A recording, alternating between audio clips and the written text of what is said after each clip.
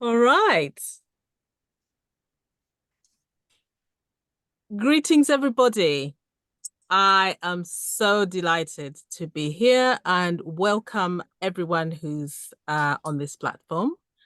Today is a very special day. It's a very special evening, I should say, because um,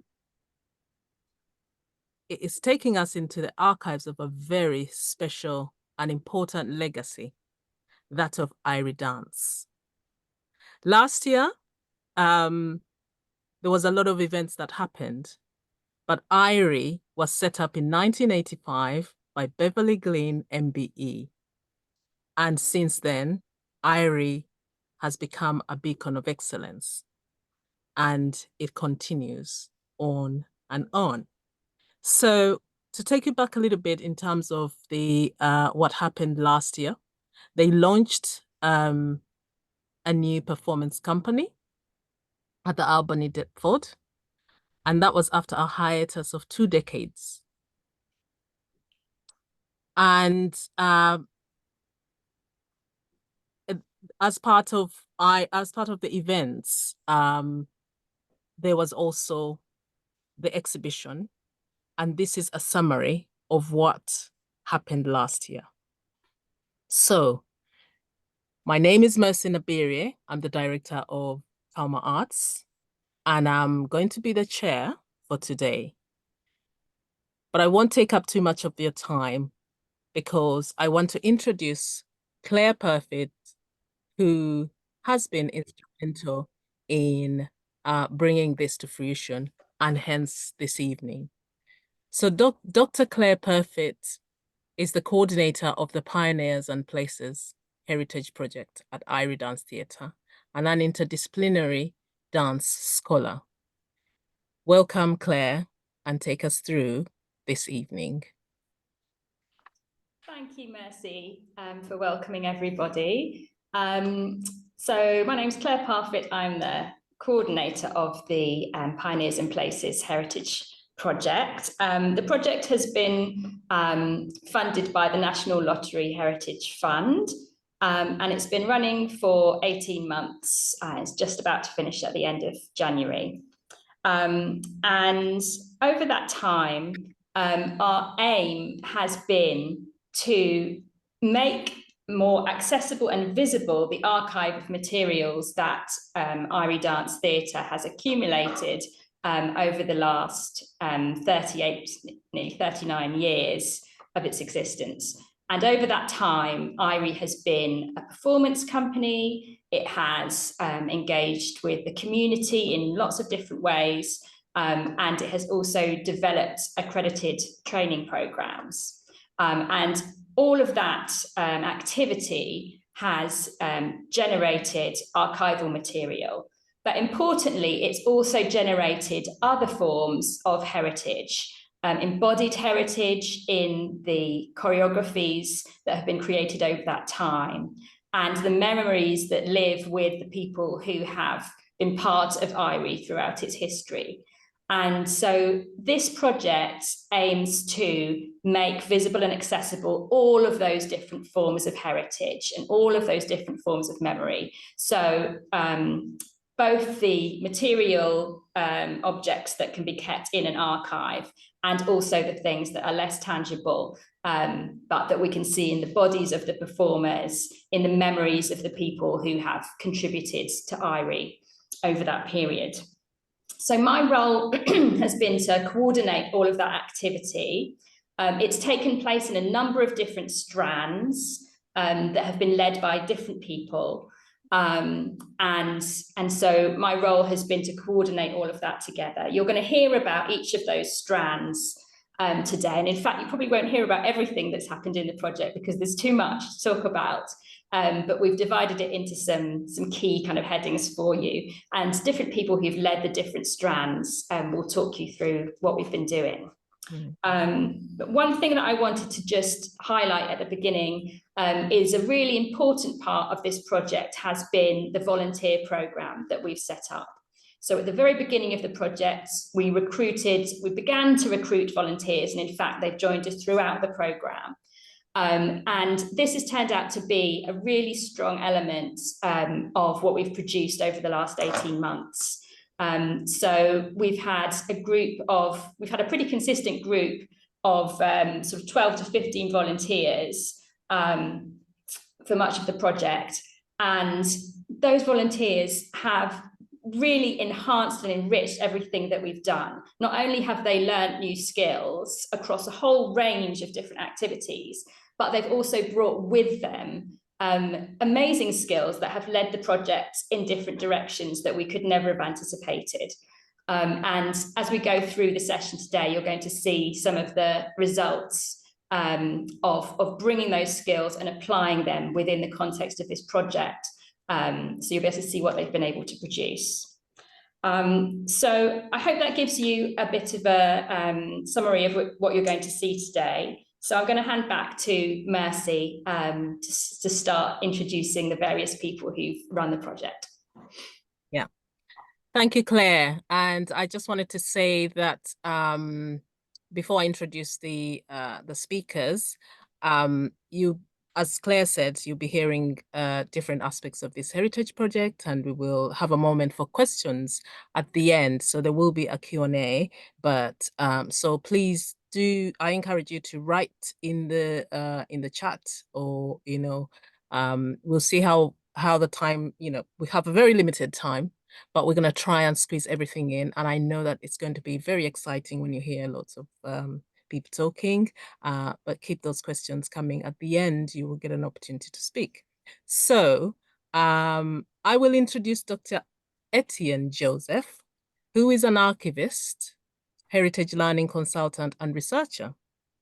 He is the director of Decolonizing the Archive and the manager of Hackney Archives and the archival consultant on the Pioneers and Places Heritage Project, which is this project that we're kind of summarizing. Welcome, Dr. Etienne. Hey, thanks, Mercy. Good evening, everyone. I hope everyone is good. I hope you can hear me okay. Give me a little feedback. Just let me know. Yeah. Can you hear me okay? Cool. All right. I'm just going to quickly share screen if I can. So you should be able to now see some slides, or a slide. All right. Is it up? Yeah.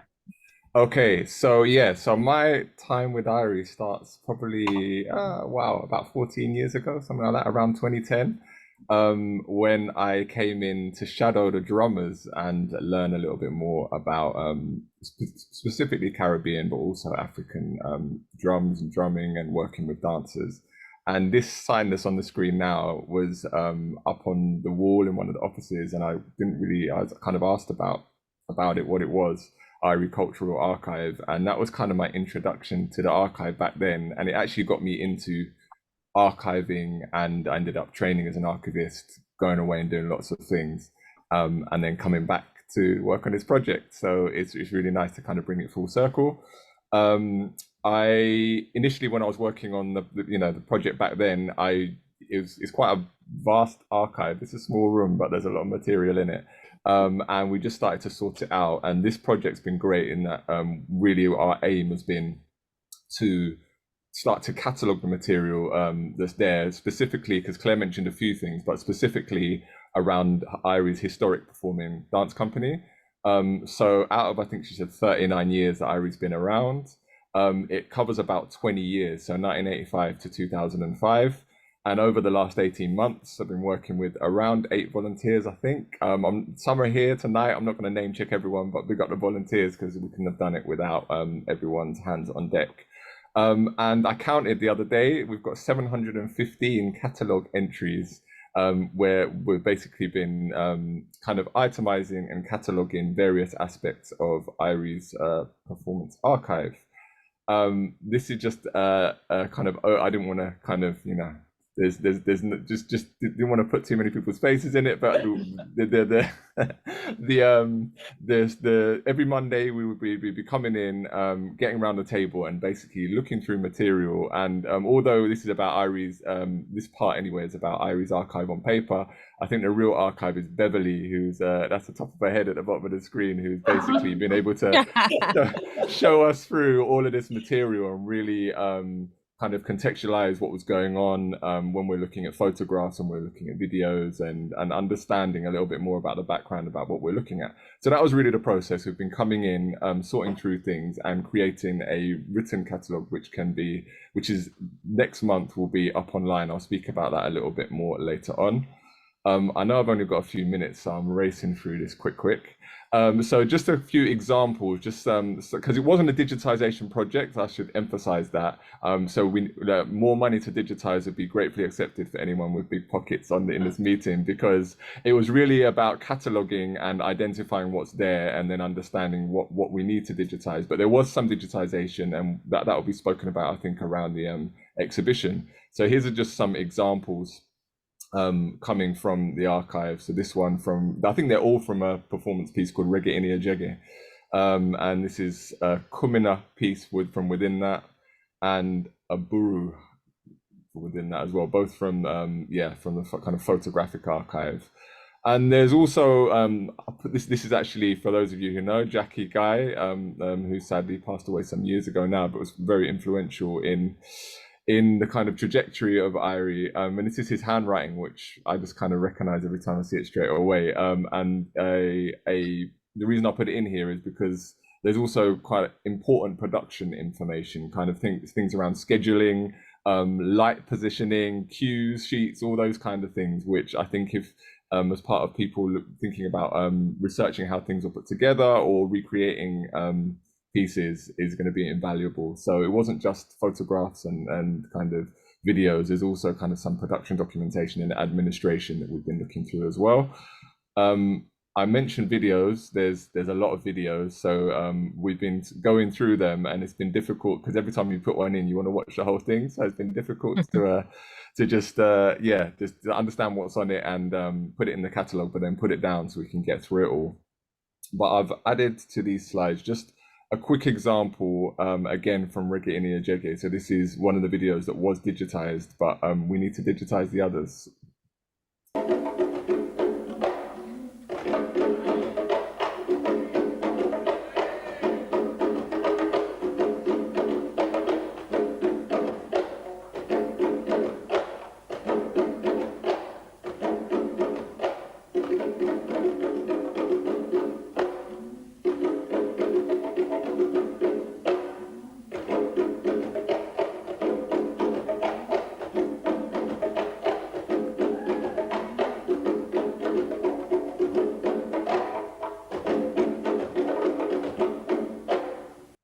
So I think Beverly can speak more about the actual piece, but I think that's Yambalu from what I can hear and see. And we can maybe pick that up a bit later on, but that's just a kind of, excerpt of one of the videos there.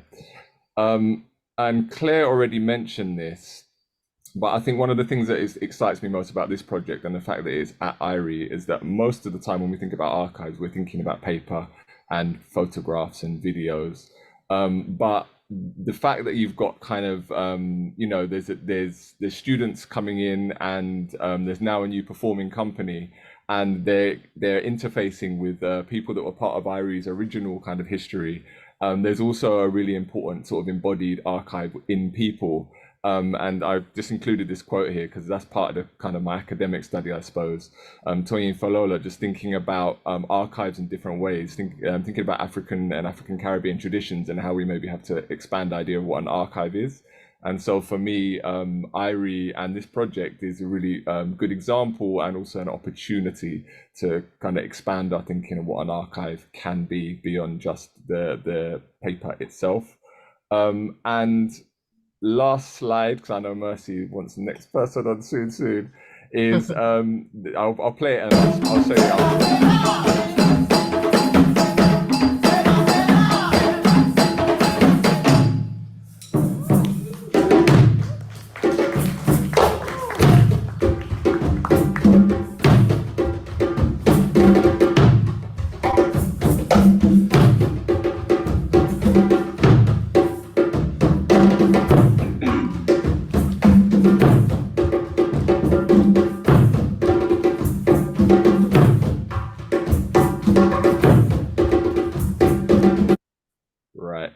Sorry. So the reason I wanted to include that is because I kind of, even from my time since 2010, I sort of recognize some of the movement, some of the vocabulary, and seeing it in people's bodies a generation on. And I'm sure, you know, there's another generation before I came that Beverly and others can talk about. It's really important thinking about that and how it coexists with the archive that we've been working on to catalog. So this last slide, probably the most boring one, but it's an important one, is the archive, the catalog will be available on a platform called Archives Hub, which is the best thing about it is that it's free, which is great. So we've basically, we're just making the finishing touches to the spreadsheets that we're working on, and then the data will be uploaded, and then the archive, the catalog at least, will be searchable here. And so as soon as that's up, then the link can be shared around, I'm sure, beyond this group, but including whoever's on this call today. And currently, because it's not all been digitized, there'll be some material linked to this that is digital, but for the most part, you will have to actually come into IRI, which I think is a good thing, in terms of, yeah, you'll be able to come in and actually have a look at that material, because until the next phase, which hopefully is digitization, it's not all accessible online, but at least you'll be able to see what's there and understand how it relates to your research or your interests. So that's it from me. Probably more than 5 minutes, sorry. Thank you so much, Dr. Etienne. It was amazing because I went to Moonshot and witnessed the exhibition and also the performance alongside the exhibition. It was just phenomenal, and I think everybody should engage with this archive. So it's good to know that actually we we're gonna have access to that, and it's free. And so yeah, we'll tell lots about it. But be sure to ask your questions. I hope you've written down your questions, and so you'll have a moment to speak with Etienne again during the Q&A. Okay, just on our side, we are going into the graduate training program. So I'm going to invite Rosie Lehan to speak on that. And Rosie is the Director of Accredited Training at IRI Dance Theatre, and she has worked with Beverly since 2000. So welcome, Rosie. Okay, thank you, Mercy. Good evening, everyone. So just going to talk about the graduate training program. And to put it in context, so most of you will know that IRI has run a BA in diverse dance styles since 2018. So the course presents technical and creative training in African, Caribbean, hip hop and contemporary. The course is very employment focused. The fact that they're based with a working dance company provides a good platform for a range of opportunities to help them find their career pathway. And although they might cover a range of technical, creative and performance skills on the course, CPD, like the graduate training program, plays a key role in helping graduates to navigate their professional lives. So the graduate training program ran from October to December 2022. And obviously it's part of the Heritage Lottery funding. And it came under the criteria of upskilling and providing opportunities for graduates. So it was coordinated by myself and led by Nina Howard-Hurd. So she was a key member of the BA team since 2018 to 22. And she was a specialist in really developing teaching skills. So the aim of the program was to train and prepare graduates to deliver dance workshop sessions with schools, community groups, colleges. And the work celebrated the work of IRI. It was a real opportunity to work on the rep material. And for this program, they worked in Reggae and Yajege, which was created in 1990 to 91. So the design of the program involved 3 intensive days, 3 Saturdays, 3 online support sessions, a facilitated support group, and 5 teaching placement dates for each graduate. So the course covered teaching and learning methods and strategies, working with live accompaniment, which is key for IRI, evaluation skills, and organisation and problem solving, which could be applied to a range of teaching contexts. So as part of the project, the graduates tested out ideas and worked with other BA students, and they negotiated the delivery of workshops in schools, colleges, and community groups. And they started their journey with working with the nursery children at Moonshot, which was a good opportunity. So on a practical level, the repertory material lent itself well to the development of each workshop in a different context. And I think it really prepared them possibly for future working with the IRI education team. So thinking about the outcomes of the project, basing the CPD training around the IRI rep helped us as a team to really realise the importance of practically embedding the cultural history of the company into the course. It's a rich and motivating source for the students. It provides a context for their Caribbean studies, and it's also an example of resilience and courage as the company has survived and grown since 1985. That's such a good example for them. I think the influence has always been there, but it needs to become, we realise, more strategic part of the curriculum. And we thought about doing this in the following: ensuring that students are aware of the cultural history of the company when starting the course through lectures and seminars. And as Etienne says, aware of the living history around them. REP, building it into year 2 modules. And as the new company becomes fully established, linking with company members, viewing rehearsals, performances, and possibly looking at a future mentor scheme. So on that, going forwards, we have a new MA in diasporic dance styles, which is starting in September. And that will focus on facilitating artists in the development of their practice. And IRI, with its rich cultural history, performance, and education roots, is going to be a key resource for them. The course was attended by IRI graduates. For the future, it'd be good to make it more widely available for all graduates, so that it's an established CPD program. And again, so that the IRI style becomes further embedded into education and training. From the first cohort, one dancer has become a member of IRI Dance Theatre Company, and she's been involved with delivering workshops as part of the company's education work. The postgraduate training, and also 3 members have also worked for the education team, and 1 has established a regular women's class as part of the community programme. Okay, and also I think the postgraduate training provided food for thought for the long-term embedding of the IRI ethos and training into the curriculum, as well as providing ideas for the creation of sustainable and regular CPD courses.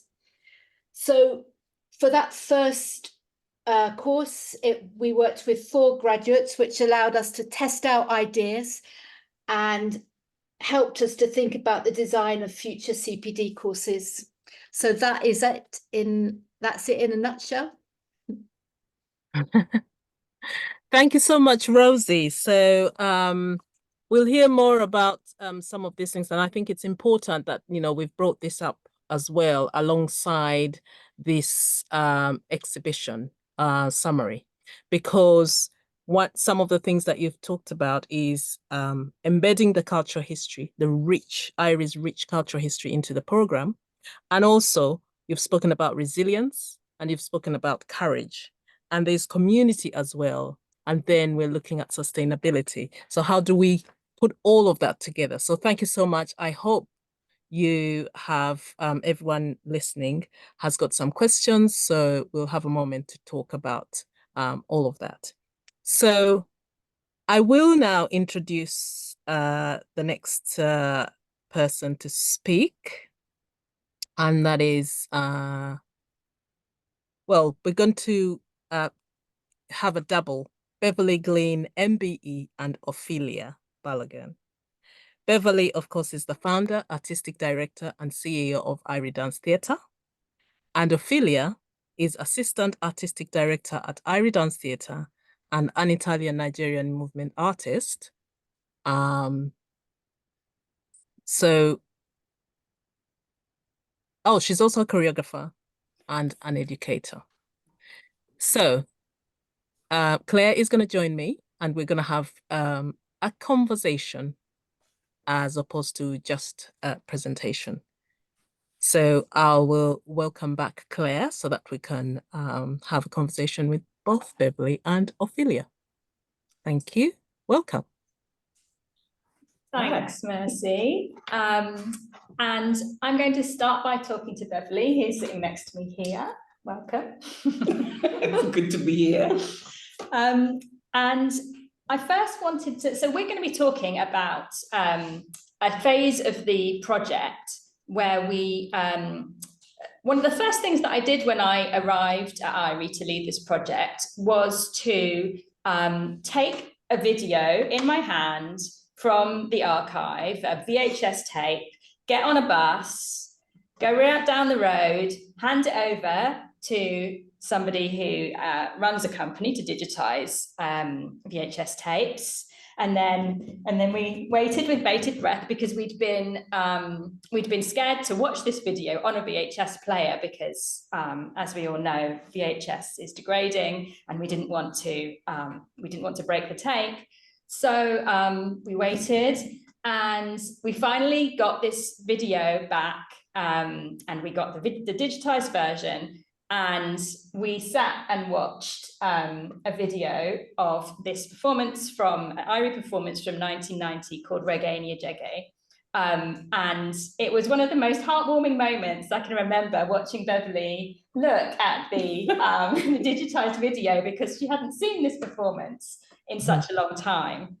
And what ended up happening was that we reconstructed the first part of this production as part of this project. So it was actually kind of embodying the heritage that we had found within the archive. So I wanted to unpick this process a little bit with Beverly and with Ophelia, who is our assistant artistic director and was the rehearsal director on this reconstruction. Actually, Ophelia was more than the rehearsal director. She was actually tasked with the reconstruction. Right. So she actually had to watch the video and then reconstruct the piece on other dancers. Yeah. So we'll get into that process a little bit.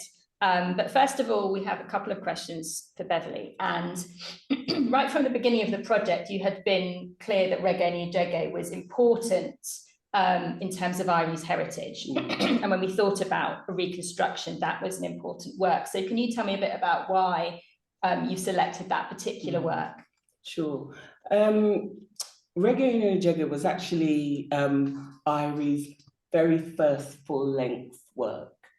From 85 up till 90, there were just kind of short pieces that made up a full program. So Reggae Nyejege became that full-length work for us. The piece, what we wanted to do with the piece was really look at the language of the movement language of Irie. The movement language of Irie was really embedded in Caribbean culture. And so we were eager to really look at kind of the nuances and also to celebrate elements of our culture, which are probably ritualistic, but and social. So it was important to recreate that piece so that people were able to kind of link and see how the company was reflected, what the movement language was, but also for people of African and Caribbean descent to be able to see movement that sort of represented them. in relation to the Heritage Project, again, as you say, the piece became a kind of umbrella, if you like, for many of the things that happened as part of the Heritage Project. So again, we felt that we just needed a core. They needed the core of something that kind of people could work from, and just to be able to kind of understand the language and the cultural impact behind what we were doing.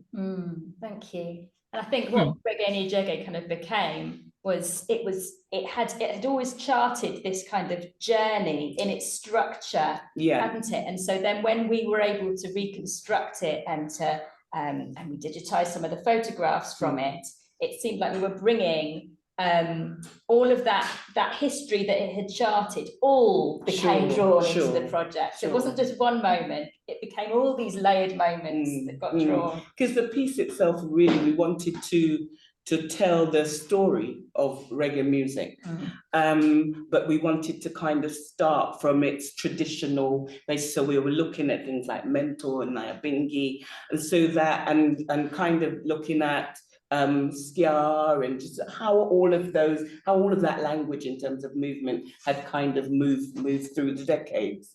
And again, but by the time we got to the sort of the 80s and 90s, and we started looking at Lovers Rock and all of those things, it meant that there was an audience that really could connect with the form. But also we realized that the style itself was something that was quite unusual to be seen on stage. So I think reggae music, the movement language was not something that was usual you'd see in a formal performance setting. Thank you. Nancy, do you want to come in? Yes, yeah, that's wonderful. And actually, reconstructing pieces is one of the things that lots of companies are doing now as part of sustainability, because we can't put it on the shelf and leave it there. So I'm going to ask you, how did the process of reconstruction feel for you? For instance, did you find out anything new about the piece by staging it on new dancers, or discover things you had forgotten? And I know you've mentioned a few things, but okay, that's a great question. I think the first thing was about handing that piece, a baby, over to Ophelia, who was somebody who had sort of graduated from IRI, but actually I understood that she had embodied and had a kind of a real sense of the movement language and how we were looking to recreate that on other bodies. So actually what Ophelia's really had the task to look at that, for us to have conversations, and for her to then put it on new bodies. I think one of the things that we talked about as well was actually, I remember her asking me the question was that you don't expect it to be verbatim, to be exactly the same. and actually no, because in the end, what we got was a real embodiment of the piece. The choreography itself wasn't exactly step for step, but actually in terms of performance, I was kind of really pleased to see how the piece had developed and still maintained that element of authenticity that we had in the first place. Oh, well, thank you. I won't take up so much of the time because we're pressed with time, actually. Claire, do you want to? Yeah, well, that leads really well into the first question that I wanted to ask Ophelia. So we'll bring Ophelia into the discussion. Welcome, Ophelia. Thank you. Hi. Now, I really wanted to ask you about the process of, you had to learn the material from this digitized video. You had to learn it on your body, and then you had to process that into something that you could teach or work with with these new dancers. So I wanted to ask you how you went about that process, how that process felt, because that's quite a complex thing, taking something from a screen, processing it through your own body and turning it into something that you can work with on three-dimensional dancers in the space. Thank you, Claire and Mercy. Can you hear me fine? Yeah. Yeah. Yes. Okay, so because I'm a graduate from IRI, was already something that was familiar to, but definitely learning from a video from 1991, because of the music and the live drumming that was not all the time connected and aligned with the dance, was definitely a challenge, but a beautiful challenge because this is in a way is what we love to do. And so was very exciting as a process, and I was not asking myself question to how I was going to do it. I was just doing it. But definitely the music was the most challenging element because it was not aligned with the dance all the time. And the other technical challenge was that the show was about 30 minutes, and there was trios and group, and because of a drumming language, there is not westernized counting, and so it's not something that you can memorize with your mind, but you just need to feel in your body to understand when the change happened. Because sometimes the choreography was set not respecting like a westernized way of choreographing and counting, and so that was mainly the technical aspect of it. But I did love it. To answer your question about getting involved other people, the challenge was mainly educating the dancer and the artist about the concept of the body as an archive, as is a moment where we are allowing them to remember and actively diving into the heritage within. And so what we were going to reconstruct into artists, into dancer, is the awareness that the living history, in a video or around is actually within you. And this is for me was the most important element that have to happen, because when we're looking at traditional dance, we're not just looking at movement, but we are looking at the spirituality and the ritualistic aspect that need to be activated into you to make sure that the people that come to you and watch a performance can have an experience and not just be entertained. And so, because, as Beverly was saying about if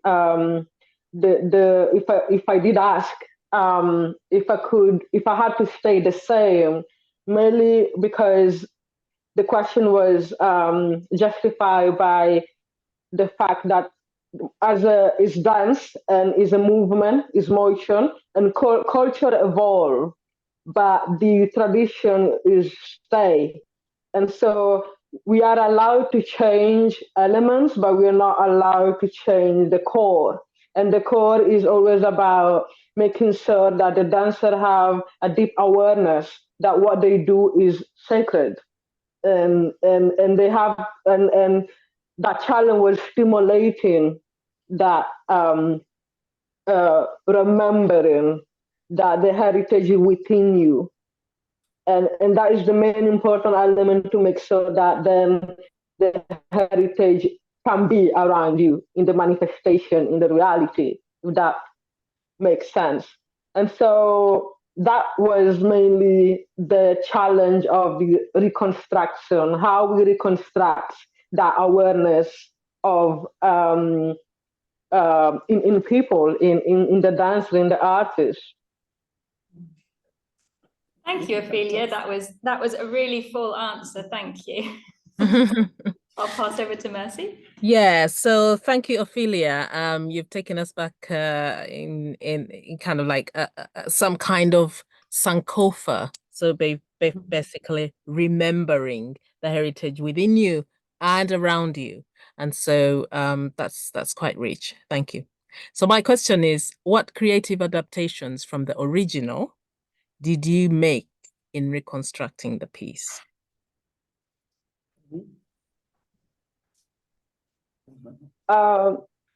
Yes, so I need to put in context before, because our methodology, even in the BA or how we work, is always about allowing the person that we're working with. We're not working on a body, we're working with the body, with the person. So in a way, we want to make sure that they're not feeling suffocated by another narrative. Their identity needs to be there all the time, and to have space for self-expression, even if they learn something that can be alien in that moment and space. So for me, in terms of change, I was adapting the material to the person and the dancer. I did take out some of the movement, but that was mainly a technical aspect, as simply the choreography was too long, and along with Beverly, we just decided to cut off some part of them and to just make it shorter. But the main change is just simply like working with the person and making sure that when they dance, the dance is fitting their body, and the body is fitting the dance. And so when the marriage happens, then it can happen, if that makes sense. So in terms of technical aspect, we're just simply changing some part of the Yambelu session that Dr. Etienne showed before. There was some, the group session when they come together, I just been changing few moments, but I didn't change the main choreography and movement, because I just love them so much, so I couldn't. Thank you so much, Ophelia. Before I introduce the next person, I would like to say that when I went to IRI to watch the performance, I think it was at Moonshot to watch the performance, it was amazing how Beverly, I found Beverly sewing. If you remember, sewing. And actually, she was trying, because the performance was aligned with the exhibition. It was just such a very important moment, and actually it's giving me goosebumps, because she was sewing to make sure that the performance matches what we're seeing, what we're talking about in terms of the costuming. And that was quite special for me. So I just wanted to mention that, Beverly. Okay, the next Mercy, yeah? before we go on, could I just see if, I know Nee is involved in some technical things at the moment, but Nee, is it possible to share the Vika's spoken word piece from me? Oh, yes. Yeah, so just for a little bit of context, during the rehearsal process for the Reggae Njege reconstruction, one of our volunteers, Vika Vink, sat in on one of the rehearsals, and she loved watching it, and she came to Beverly and said, would you mind if I created a spoken word piece based on what I've seen in this rehearsal? And so we said, yes, wonderful. This is a great example of one of the skills that the volunteers brought to the project.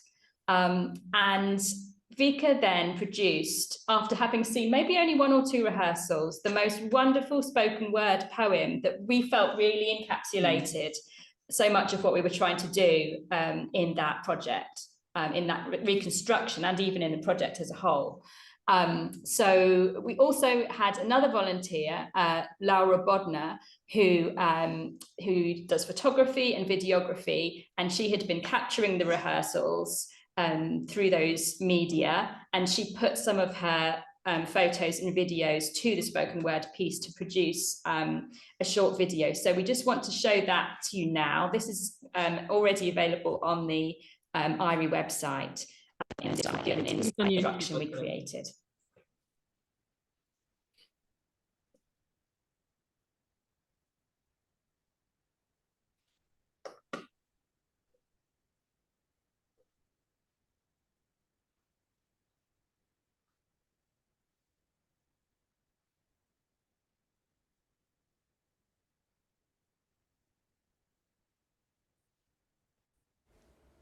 This poem is called Reflections on the Rehearsals of Reggae in Iyajegge.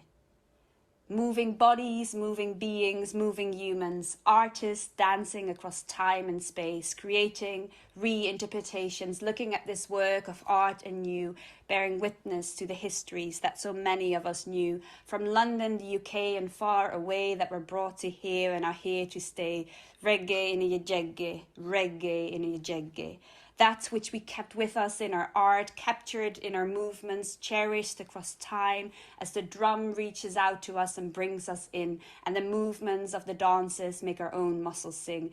Moving pieces, new configurations, a group of dancers moving like one person, pointing to a point in time, as we realize that when we look in the now, we see the present, but look at the past, with these choreographies creating impressions that are made to last and propel us into the future as we remember the pain and the hardship that these streets have felt, the suffering amongst families and skilled dancers not being able to find a job because, well, it was easy to have their bodies cropped out. That sense of love and frustration and disconnect, and to the same effect, the power of artistic community, the power of representation and the levels of access across layers of time, with new forms of expression and new directions as we take this work with us into the 21st century. For just imagine how we create culture now will determine what these streets look like in future. No step yet decided, a lot perhaps nudged into place, but everything still up for negotiation, up for rhythm and appreciation, as the dancers offer us an option to take a turn while they take their turns and travel across space with intention, unity and grace. This is the beginning of the beginning and the continuation of how we co-create conversations of who stands where, who gets to rest, step up, as we listen to the language of the drums. So it could be February 2023 or 1985, but it's clear how this piece is still very much alive, with new dancers moving across space, arms and bodies and chest wide, so much to lose but nothing to hide, as the thing you see is the space in between, the traces of things dancers before us have seen, pivoting on the right leg or left, with so much still left unsaid, left to say in the language of our arms and our veins. For today, you see, there are opportunities, yet to be part of this piece 3 decades ago meant self-expression, culturally, a chance to be. Now, new questions have come to the horizon, and there are new ways to go as we've come so far, taking a bow to history and heritage, to the bravery of pioneers, to the stillness of reverence and the joy of musical conversations. New generations born into dance, new creators and directors, with focus and concentration, a strong energy and eagerness to learn. Those values that the piece holds of empathy, rituals, understanding, this strong awareness of how we co-create on the dance floor and beyond, with similar sounds, and the invitation to look with fresh eyes as we transition into new times, building on our heritage, as we pivot on the beat of the drum. And if we listen carefully, the drum is supporting us as we take our turns as one. Wow.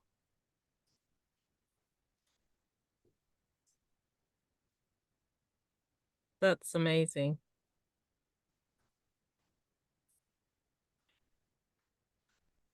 That is really amazing. I think, you know, eh,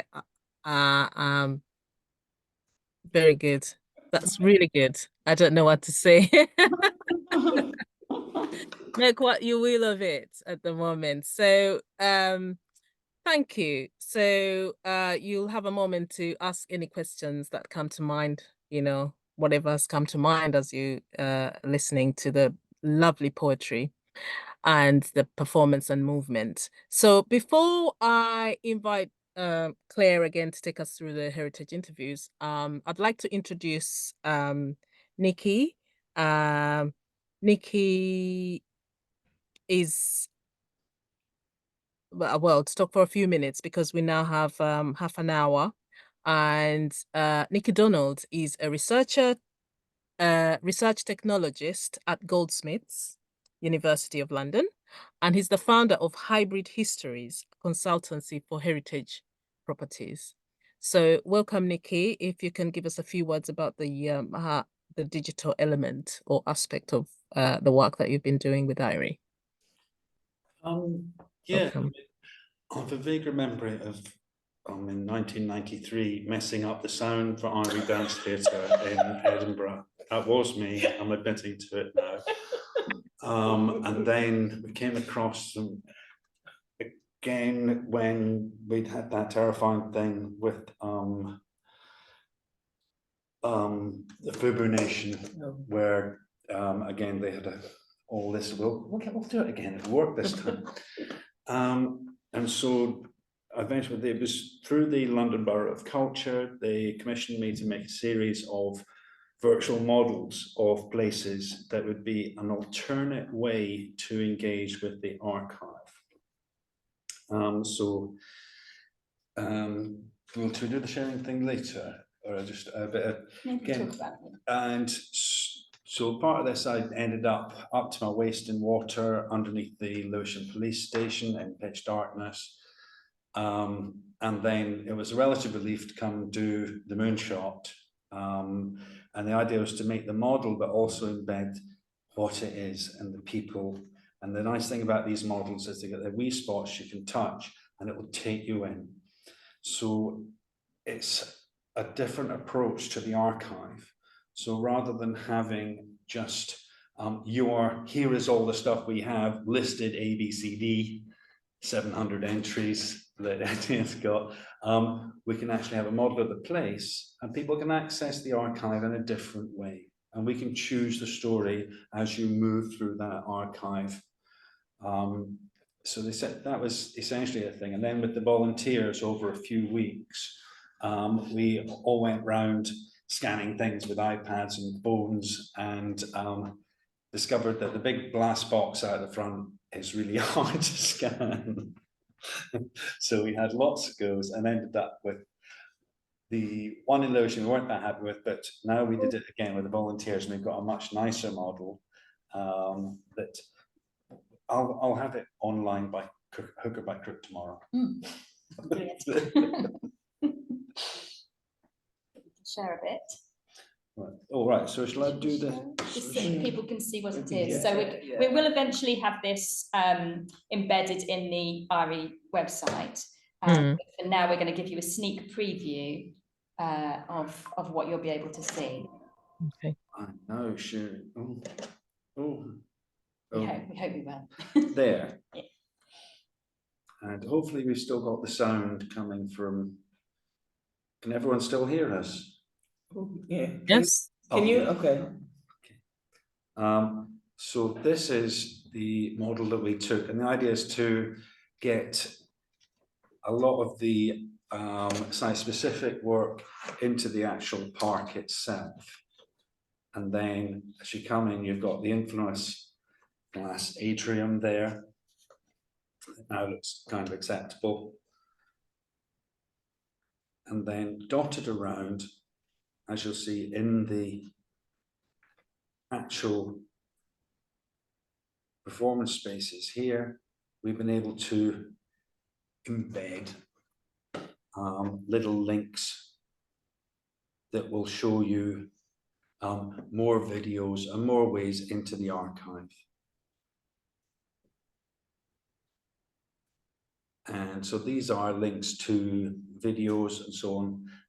And it just gives you a different approach. I won't link to the video. Shall I? Oh, see what happens. Yeah, you just show a little bit. I'm on 4G, so no one. Oh, hello. And there we go. So you can go straight from the model to playing back the videos and showing what happened on the day, and as well as going back to that model. Again, we've got lots of links to the archive, and it's just a way to tell the story of the building, of the company, and hopefully make it easier to encounter it, because this will work on, the thing about this is that it'll work on anyone's phone. So if you've got a phone or an iPad, you can come in and have a look at this, and it's a thing that just works. And it's a way to, that's it. Oh, it's a picture of me and the volunteers. Oh, and I think actually I've got the sound there from the old video, sorry. But yeah, and we got links to loads more stuff. And oh, that's the digital heritage. Oh, I know who that is.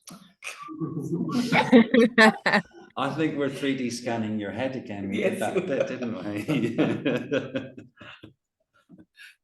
So essentially, that's what the model is. It's just a nice way for people to access IRI and its history. And we're going to continue to add files into it, so there'll be more and more to access. And as I say, we're going to try and get it on the website for you to use and play with as soon as possible. Thanks, Nikki. Excellent. I will. Thank you. How do I stop shit? There we go. Thank you very much. So over to you, Claire. Yes, so I'm now going to talk about a couple of other parts of the project. The first one that I want to talk about is the heritage interviews. So this was an aspect that came into the project partly because one of our volunteers who we recruited said that she had skills in oral history interviews, and we knew that there were these there was all of this knowledge about IRI's heritage within the people who had engaged with IRI over time, whether they were still staff at IRI or people who had who were doing other things. And so we wanted to try to envelop all of that within the project. And so we decided to do a series of these heritage interviews. So to talk about this, I'm going to be using some slides that another one of our amazing volunteers, Kerry Holland, has put together. And these are going to be available elsewhere than this presentation, but I'm just going to use them to try and show you some of the elements of the heritage interviews. Keyboard, okay. Okay, so this first slide is about why we decided to undertake them. As I said, we had some volunteers who had skills around this area and they wanted to develop them further. And as I've mentioned already, it was also important to us that we have these different types of heritage and memory represented within the project. So it's not just about pieces of paper or videos that you can actually physically handle. We wanted to capture all of that heritage and memory that resided in the people. Another reason it was important is because these stories about Black history, about Black dance companies, have sometimes been told by people who are not part of those communities. And it was really important to us that these stories were told by the people who actually created this heritage. That seemed particularly important in this context of a Black dance company, and particularly looking at moments in time where those histories have sometimes been told from other people's points of view, and don't necessarily represent the views of the people who created the art and the history that we're talking about. So that was really important to have their voices as part of the project. So we had to go through a long process of producing these interviews, and that involved some training from our archival consultant in how to conduct oral histories or heritage interviews, as we've called them. We had to plan out the interviews and write all sorts of documents, particularly for ethical purposes about consent and so on. We had to write the questions for the interviews, which of course is art in itself.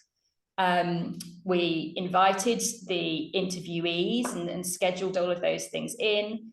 We had to set up all the technical aspects of the recordings, which the wonderful Ni Kwati Owu helped us with. And we interviewed over a period of a few months. We had to transcribe those interviews, edit them, and we're now in the process of sharing them. So the interviewers were drawn from our body of volunteers: Nifemi Oni, Ashley Simpson, Vika Vink, Rayhan Sen, and I did a little bit myself. And the interviewees, and we may well add to this body of interviewees, but we so far have a bank of 6 interviewees: Beverly Glean, who you've heard from, Rosie, who you've heard from, Ophelia, who you've also heard from, also Adriana Pino, who's a former IRI student and company dancer, Zozo Shwabu, who's a musician with the company, and Dr. H. Patton, who's a lecturer here at IRI and a choreographer. So I'm going to just give you some examples from Beverly's interview. So I'm just introducing her quickly here. Obviously, you've met her already today. She's our founder and artistic director, the OG of IRI and CEO. And you can hear a little bit in the interview about her training at Laban in Jamaica and Cuba, and her work in West Africa, Europe, America, the Caribbean, and her history with IRI, obviously founding IRI in 1985, and basing the movement language on reggae music and movement. So this spacebar, right? Okay.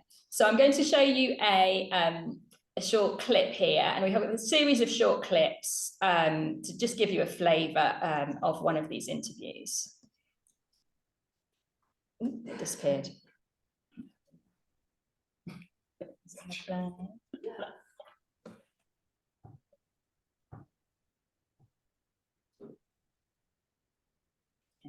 Nee reassures me he has a backup plan.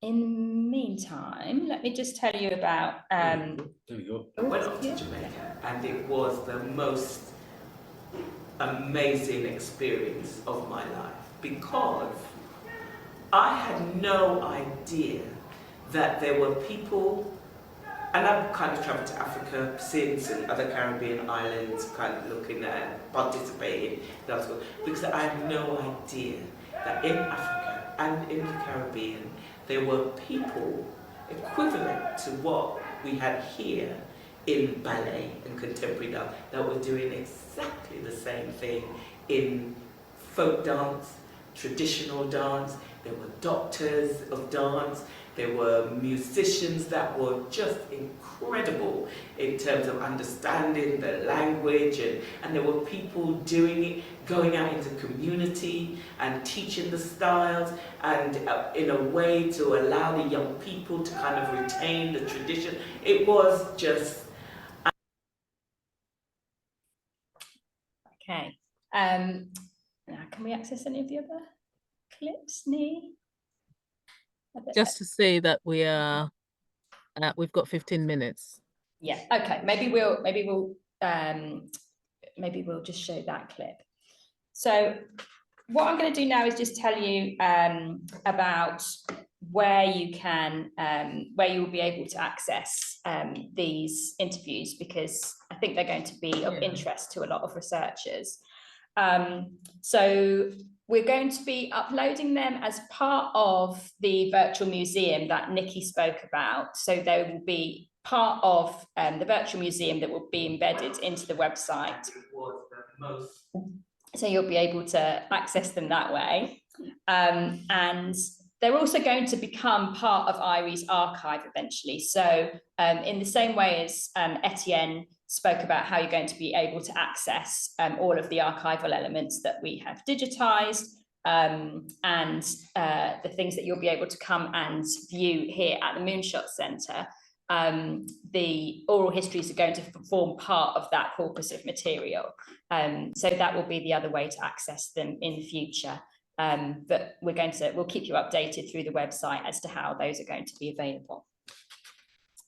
Okay, now the second thing I wanted to talk about was the exhibition that we held last October, which was called Memories in Motion, A Journey Through IRI's Movement Heritage. And that was open here at the Moonshot Centre from the end of October into the beginning of November last year. And it was co-curated by a team of volunteers: Ashley Simpson, Nifemi Oni, Kiara Vida, Gia Zhang, and also myself. And the focus of the exhibition was on the journeys and the places and the movement practices that have fed into IRI Dance Theatre's movement language. So it was important to us to tell that story through a number of different media, recognizing that IRI works with heritage that is embedded in bodies, as well as having been captured in images and on film and in documents, and obviously memories that can also be expressed verbally, as I've just been saying in the heritage interviews. So we wanted to try to convey IRI's heritage through all of those different forms and media. And so we created a space that had a soundscape to it, so that you could hear some of the heritage interviews that I've spoken about, that also had some of the drumming that is involved in IRI's work in the background.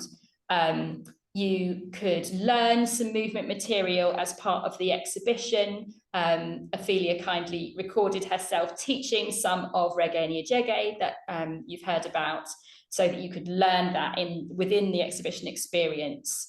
You could also take part in creating a costume as part of the exhibition, a pitchy patchy costume that is now being fully constructed by Gloria Pottinger-Jones, who is a seamstress that we work with, as well as being able to see a lot of digitized material that was displayed on the walls of the Moonshot Centre.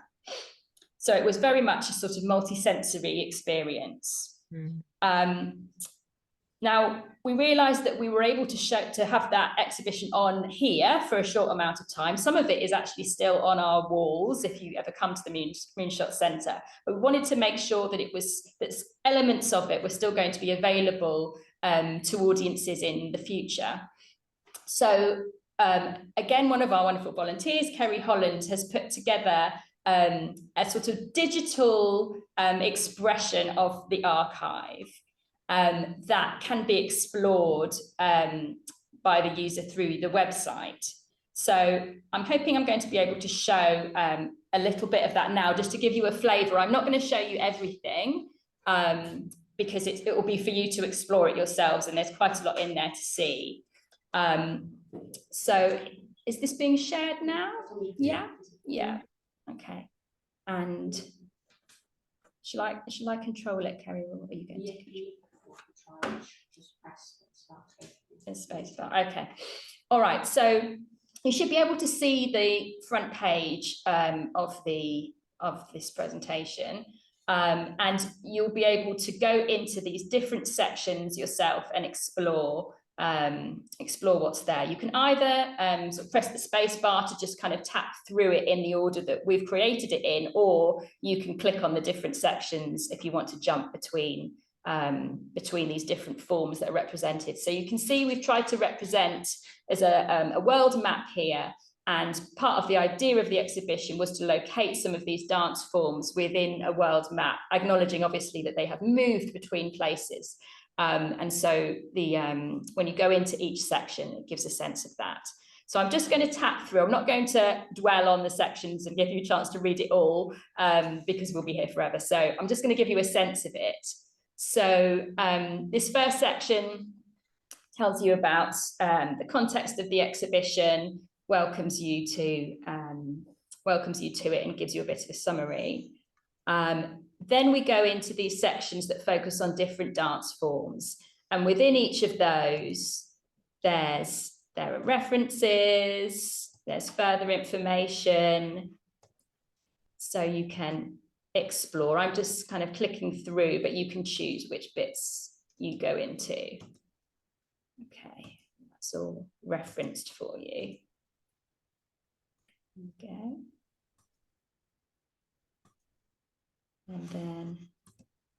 And then you can come out and you can go into a different section. So this is about Pitchy Patchy. We've got references. We've got further information. So you can click through. Also a tip is if you ever get a bit kind of stuck within the different sections, just press the home button on the right hand side and that will take you, if I click through a bit more, that takes you back out to this main view. So I hope that gives you a little sense of what's going to be there for you to explore, and a sense of what was in the exhibition. And I also want to say that the exhibition that we staged is available to be hosted at other organisations. So if you're watching this as a representative of an organisation that would like to host the exhibition, please do get in contact with me. That's brilliant. Ashley's put the email address for me into the chat. So please do contact me if you'd like to stage the exhibition elsewhere. We're really happy for it to tour around, and the material's all there to be used and enjoyed and learned from. So that's it for that one. The last thing I just want to talk about is what's next for IRI's Heritage, because we're obviously coming to the end of this project. So thanks to the National Lottery Heritage Fund, we have some funding for a new project, which is called Talking Drum.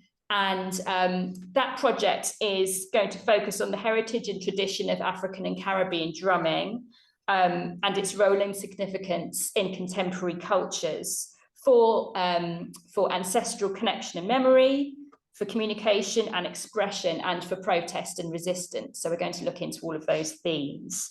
And there's going to be volunteer sessions that will follow on from the volunteer programme we created in this project. There's going to be a public heritage talk and a community heritage event called Drums of Resistance.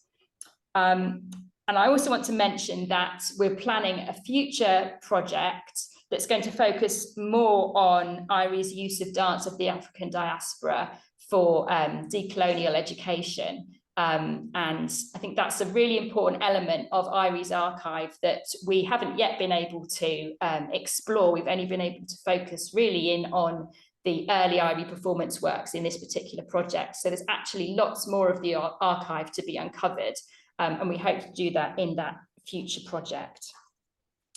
So I'm going to hand back over to Mercy now to give a little opportunity for you to ask any questions that you want to. Thank you, Claire. I hope that it's, you know, it's certainly been interesting for me, and I hope you can pick up some of these links so that you can continue to connect with Iri's heritage.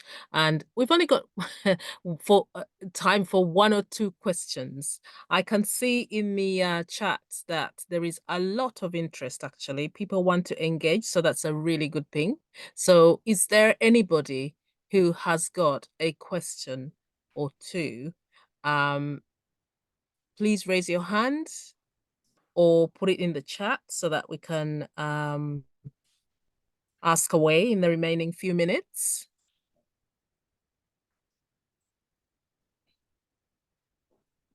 I don't think I can see.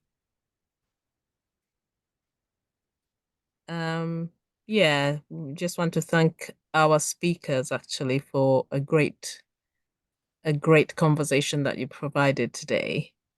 So I can see Tracy saying, thank you. This was a great presentation and overview. So well done, speakers. And I don't see any questions, but I guess I'll ask a question as well as a chair. How does it feel for you in kind of like looking at this great work that you're doing for us as a sector, as a cultural, kind of like passing on legacies and stuff? I would like to at least get a couple of words from each one of you to summarize what this is for you. I guess we could use this as a wall, you know, kind of like a word cloud, I suppose. Well, for me, it's quite heartfelt, to be quite honest. Right. In fact, there are some elements that I've actually not seen before. So some of it has been a wonderful surprise for me. I just think it's incredible when we start to think about legacy and how we're able to pass this information on to the next generation.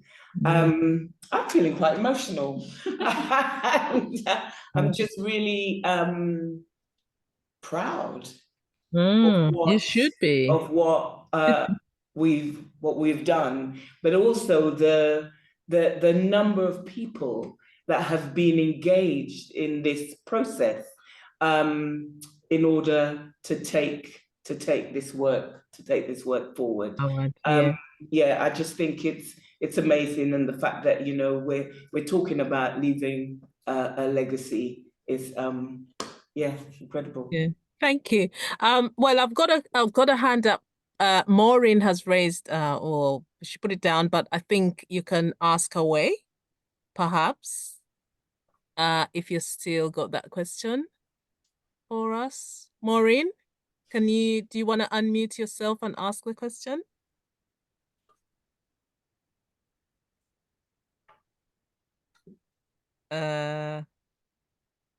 Oh, okay. All right. Okay. So Shall I continue to answer your question, Mercy? Yeah, or yeah, any one of you can answer. I was just following on really from what Beverly was saying, and I'm so pleased that this memory work has generated community, that these memories are not sort of sitting there, not being engaged with, and therefore eventually being forgotten, as is the nature of memory. But that through generating a community around this heritage, actually that is what brings it alive and is what will allow it to continue into the future, is if there are people engaged in it. So what I'm really proud of is having generated a body of people who want to bring this forward. So it won't sit there in a room. It will be part of people's lives, and they will be wanting to reproduce and tell people and re-embody it, and that's how these things move forward. So that's what I'm really pleased about. Yeah, that's great. I guess I'd like a word from Etienne, Rosie, in terms of the fact that this work is all linked with the education side of things, and Ophelia. Just a couple of words, I suppose. Couple of words is difficult. I'll do my best. Well, we're I- creating a war. Yeah. I think I said it in my presentation before. Just thinking about decolonization and different ways of being in the world. That's kind of what my work is. And so IRI kind of helped me think about that when I started working with IRI years ago. And then now with the archive, it's kind of a practical opportunity to bring some of that thinking to archives, which is what my profession is now, right? So yeah, I don't know what 2 words is. Opportunity, and I don't know what the second one is, but it's I see it as a really important opportunity that we can kind of all learn from. Thank you very much. Yeah, I think somebody who's been around IRI from the beginning, it's been brilliant to look backwards in order to take everything forward. And I always say to the students that, history isn't always what you read. It's like Etienne's really making a good point. It's about living history. It's about looking at what we have and taking it forward and embedding it. So I think as Beverly says, it's really encouraging. And the legacy as we build more students, as we build our community, is got a very strong foundation. Mm-hmm. Thank you. Thank you. You'll provide a strong foundation for us, IRI. Ophelia and Donald. Nikki. Sorry. Ophelia and Nikki. A couple. Yes. Yeah. Yeah. I recently had a conversation with an Anglo-Palestinian artist that he is teaching me this word that's called mokawem in Arabic. That I think the closest word is resistance, but resistance in the way in Latin is a repetition. Resistance is your being, your existence. And so for me, this is IRI work is about reaffirmation of your existence and to connect it to what you were saying about the colonizing, that remembering that the heritage is within you. Do backwards to jump higher and longer and stronger. Fantastic. Thank you. And Nikki, last but not least. Yeah, the most important aspect of all of this archive work was the reconstruction. And when you are giving people the opportunity to retrace those steps, dance those steps. I'm a Morris dancer, it's a low form of thing, but when you are when you are literally doing people's footsteps, you are traveling in time, you have a different sense of who you are. And hopefully this whole project, we've got a process now for doing that, allowing people to connect just, with where you come from, who you are in a real way. Yeah. Thank you. Oh, we've got Maureen. You put your hand up for the longest. We lost you in a minute. So if you can give us a couple of words and I want to say huge congratulations to Beverly, IRI, and the rest of the team who's really kind of brought the last how many years into the present and to give it a future. So, well done, because I know it's one thing to talk about it and look at all the what we've gathered, but actually taking it on the journey that you have, I'm super impressed. And I also particularly like that it wasn't just the kind of a physical archive, but the whole embodiment of that. So it's a real kind of inspiration, because I have an archive here myself, and I have contributed to different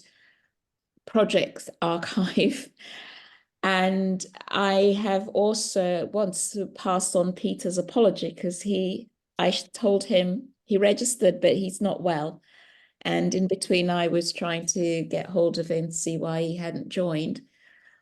And I've been doing a different kind of archiving in the university with, in bringing Peter's work from 25 years ago of working with students. But it's really interesting, your approach and how I've approached it in the context of the art and design school of Take Dance In and using dance. And it was the MHO production documentary from 2000 to get students to kind of reflect, who are not from a dance discipline, but in understanding very complex. And so I agree, the value of dance in how it transcends and is able to communicate is so powerful that it doesn't have to be in a dance environment.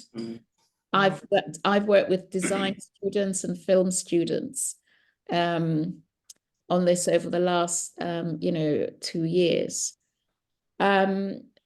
So yes, the value of it is hugely important, as I spent quite a substantial amount of time now in education. So it really is not, I think you should, I don't know what plans you have for it, but don't let it be an archive that's a site that sits somewhere, but it needs to be kind of live and breathing and be in places, if that makes sense. So the conversations around it and how it's can influence, curriculum at so many different levels. It's the use of that archive and make it living. It's a living legacy. It's not, because when we talk about archive, we think of something that sits in a dark room in a basement somewhere. And what you've created, you've given it its own movement and emotions, and to keep doing that. I have had a lot of technical problems tonight, so I had to change laptop computer twice. Oh wow! And I couldn't remove the mute and the camera to join properly, but I was listening. I was able to hear.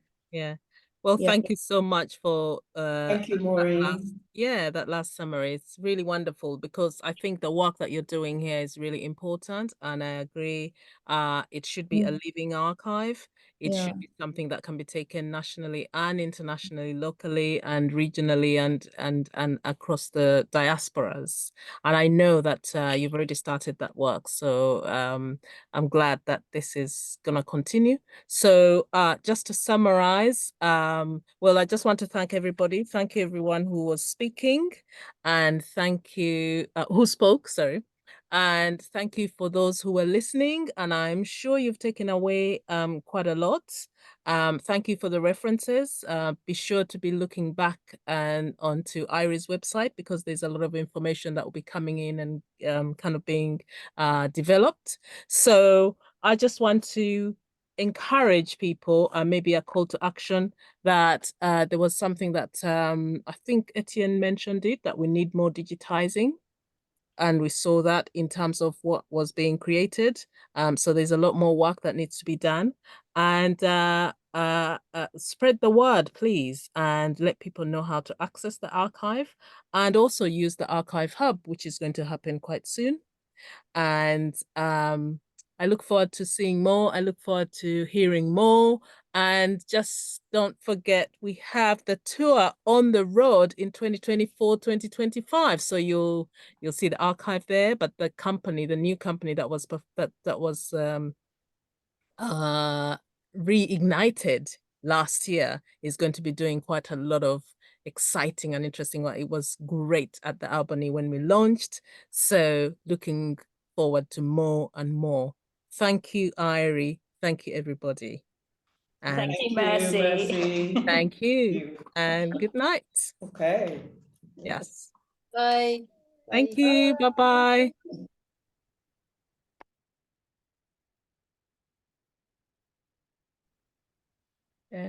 Okay. How do I go off? Okay, here we go.